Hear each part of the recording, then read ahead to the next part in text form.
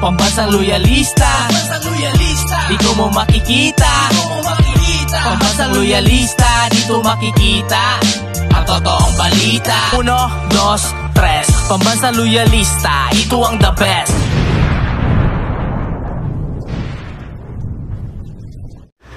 Masayang araw po, mga ka-PL.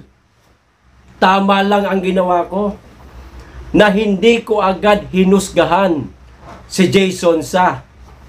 Dahil ayon po dito sa mainit-init pa po na balita, 2 oras pa lamang po ang nakalipas, ibinasura po ng Quezon City RTC Branch 100 ang iilang kaso ni Jason Sa.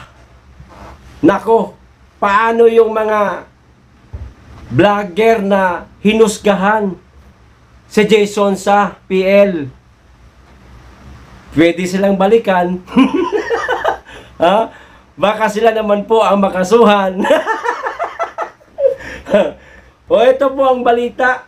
Basahin ko lang, pero bago po ako magsimula, makikisuyo po sa mga hindi pa nakasubscribe. Baka naman po at pakiclick na rin ang notification bell para updated sa lahat ng upload, at huwag niyo pong kalimutan palike na rin sa video. Maraming salamat. Makikisuyo. Bago pa ang lahat, mga ka-PL, lilinawin ko lang, hindi po ako kumakampi kay Jason Sa, ha. Hindi niya po ako taga-suporta, ha. Ipinaabot ko lang po sa inyo itong balita. Okay, baka kasi sabihin ng iba dyan, kinakampihan mo si Jason Sa, PL, dahil ba kababayan mo yan? Alam mo namang anti-Marcos yan, bakit mo kinakampihan? Hindi po, binabalita ko lang po itong mainit kasi na balita. Okay? Oh. Ibinasura ng Quezon City RTC Branch 100 ang kasong syndicated and large-scale illegal recruitment laban sa dating broadcaster na si Jason Sa. Ayon.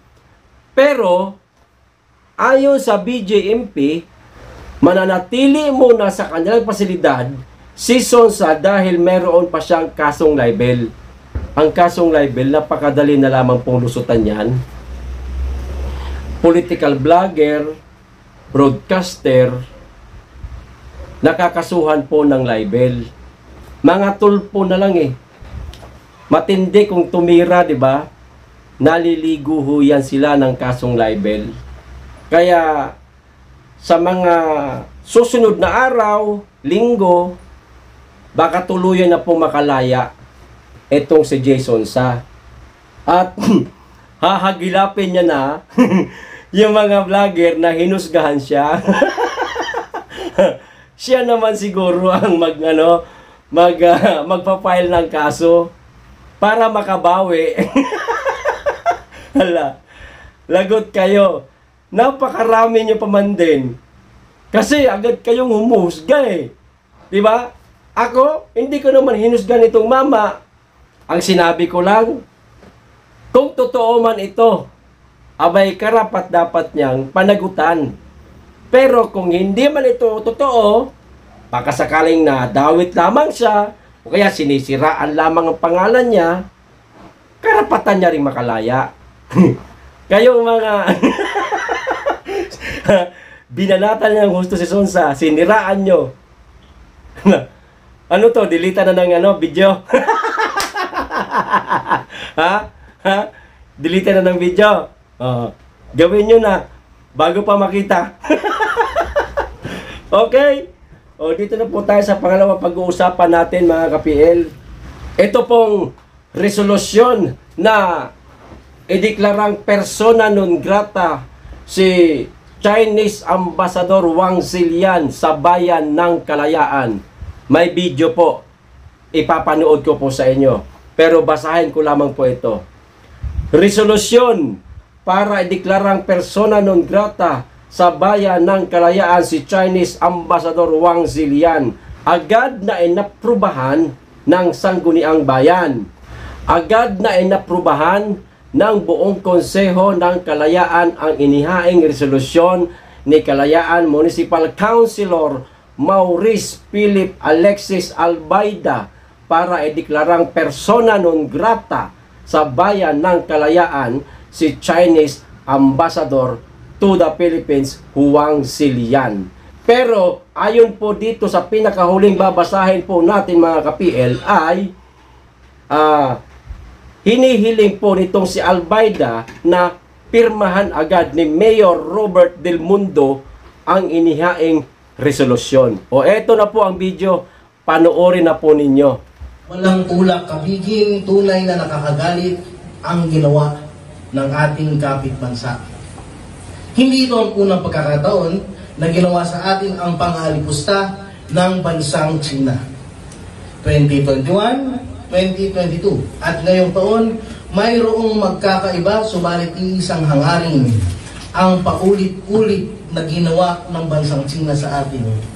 Manhid, ganid, at taksil na lamang ang mga Pilipinong hindi makakaramdam ng poot sa ginagawa ng China sa atin.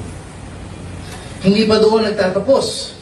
Nagpahayag ang kinatawan ng China sa ating bansa sa pamamagitan ng kanilang embahada, si Ambassador Huang Silian.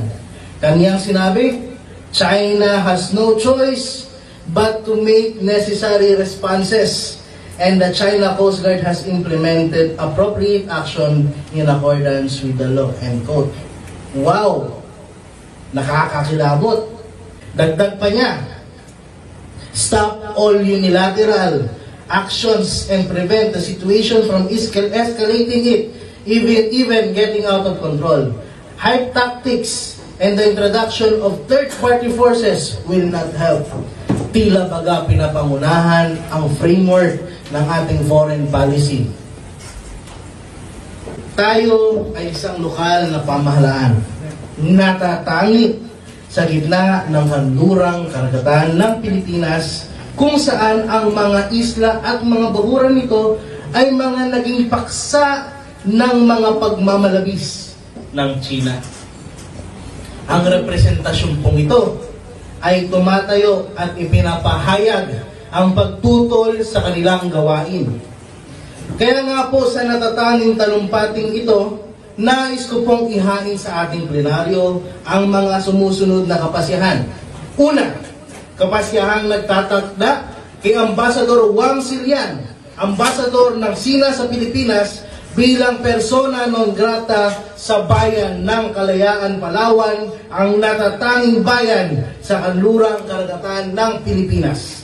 Pangalawa, kapasyahang humihiling sa kagawaran ng ugnayang panlabas na ibaba ang relasyong diplomatiko ng bansang Pilipinas sa bansang China. Ang representasyong ito ay handang hamakin ng kung sino man.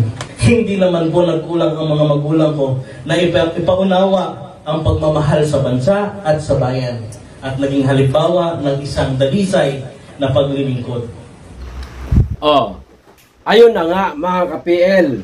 Ayon kay Albaida, manhid, ganid at taksil na lamang daw ang mga Pilipinong hindi makakaramdam ng puot sa China. Putya, kung ako lang ang isa sa mga senador baka nagtawag pa ako ng mga kababayan ko dyan para humarap dyan sa embahada ng China, no? Magsagawa ako ng kilos protesta para maramdaman nila na masyado na silang bastos, masyado na nilang niyuyurakan ang ating bansa at ang ating mga kababayan. Hindi na po tama ginagawa nila. Pero tandaan po ninyo mga ka-PL, kahit may galit po tayo dito sa mga China, sa mga Chinese, huwag ho tayong gumawa ng mga maling hakbang. Tulad po ng nauuso noon, nakaraang taon ba yon, na bandera ng halimbawa China, halimbawa Pakistan, ipapakita sa video tapos susunugin. Huwag po. Hayaan po natin ang ating pamahalaan po, ang ating gobyerno, ang lumutas ng problemang ito. Mag-aantabay lamang po tayo. Pero, dapat nakasuporta ho tayo sa ating pamahalaan. Okay? Lalong-lalo na po sa ating Pangulo. Ayan. Ayos. Hanggang dito lamang po. Maraming salamat sa inyong lahat. Mag-iingat kayong lagi. Be blessed.